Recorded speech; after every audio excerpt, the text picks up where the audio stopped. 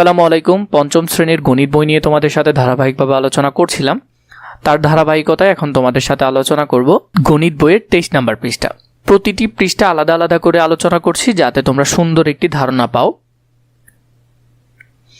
9 আমাদেরকে বলেছে আমির, হেলাল, ফাতেমা এবং জামিল 4 ভাই বোন মিলে তাদের বাসার জন্য আসবাবপত্র কিনতে একটি দোকানে গিয়েছিলেন। নিচের চিত্রে দেওয়া মূল্য অনুযায়ী 2টি খাট, 1টি আলমারি, 6টি চেয়ার কিনল এবং মোট মূল্য 4 ভাই বোন সমানভাবে ভাগ করে দিল। প্রত্যেকে কত টাকা করে দিল আমরা এটা বের করব। তাহলে আমাদেরকে যেটা আগে করতে হবে সেটা দেখো।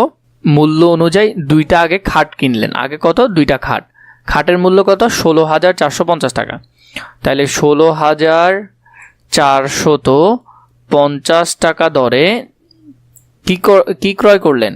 2টা খাট ক্রয় করলেন। একটা আলমারি ক্রয় করলেন। আলমারির মূল্য কত? 27,000 টাকা। তাহলে 27,500 টাকা হলো আলমারির মূল্য। ক্রয় করলেন কয়টা? একটা। এবং এখানের মধ্যে যেটা আছে যে 6টা চেয়ার কিনলেন। প্রতি চেয়ারের মূল্য 2800 টাকা করে। তাহলে প্রতিটা চেয়ার 2800 টাকা, কিনলেন 6টা। ঠিক আছে, কিন্তু টাকা ভাগ করে নিলেন কয়জনের মধ্যে? ওদের 4 ভাই বোনের মধ্যে টাকা ভাগ করে নিলেন। তো আমরা এখন ক্যালকুলেশনটা করি। 16,450কে যদি 2 দিয়ে গুণ দাও তাহলে কত হবে? 16,450 গুণ 2, 32,900 টাকা। তাহলে খাটের দাম আছে কত? 32,900 টাকা। যোগ 27,500কে 1 দিয়ে গুণ দিলে 27,500ই হবে, 500। এরপরে যদি দেখো 2800 টাকাকে যদি 6 দিয়ে গুণ দাও, 2800 গুণ 6, 16,800 টাকা। তাহলে এখানে হলো 16,800 টাকা 4 জনের মধ্যে ভাগ করে নিবে। তো ওদের খরচ কত আসলো আগে সেটা মোট বের করি। আমরা যোগ করলে কত হবে? 32,900 যোগ 27,500 যোগ 16,800, মোট কত? 77,200 টাকা। 7,7,2,0,0 4 জনের মধ্যে ভাগ করব। তো ভাগ 4 ভাই বোনের মধ্যে ভাগ করে দিচ্ছি। 19,300 টাকা।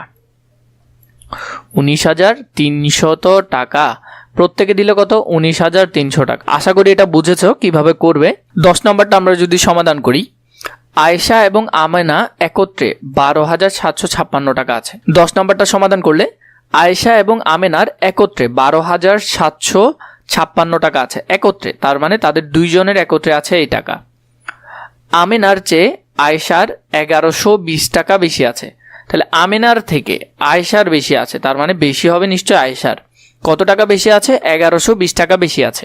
আয়েশা এবং আমেনার প্রত্যেকের কত টাকা আছে আলাদা আলাদা বের করব। আমেনার কাছে আছে 12,756 থেকে আমরা 1,120 টাকা কি করে নিব? বাদ দিয়ে দিব, কারণ এটা ওর বেশি আছে, এটা বাদ দেওয়ার পর আমাদের যে টাকাটা আসবে সেটাকে আমরা কত দিয়ে ভাগ করব? 2 দিয়ে। কারণ বাদ দেওয়ার পর তাদের 2 জনের সমান সমান টাকা থাকবে। এই অংশটা যদি আমরা করি, প্রথমে 12,756 বিয়োগ ওর বেশি থাকার টাকাটা আমরা বাদ দিয়ে দিব। বাদ দিলে এই যে 11,636 টাকা, এটা দোনোজনের আছে, শুধু একজনের না, দোনোজনের। তাহলে এটাকে যদি 2 দিয়ে ভাগ করি তাহলে দোনোজনের সমান সমান টাকা পাওয়া যাবে, 5,818 টাকা। তাহলে কত আসলো? 5,818 টাকা।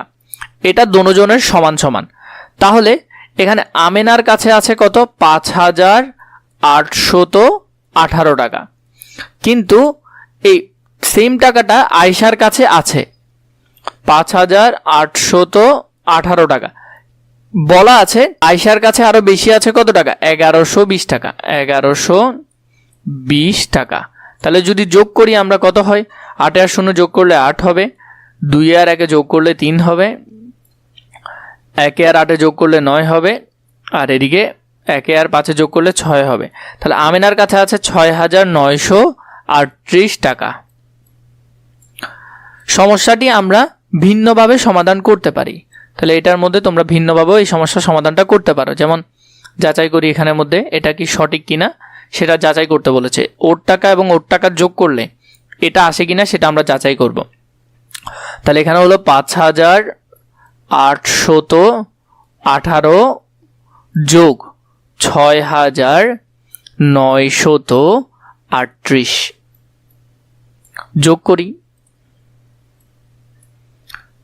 আমরা যদি যোগ করি 5,818 যোগ 6,938 সমান কত? 12,765। তাহলে এটা সঠিক উত্তর মিলে গেছে।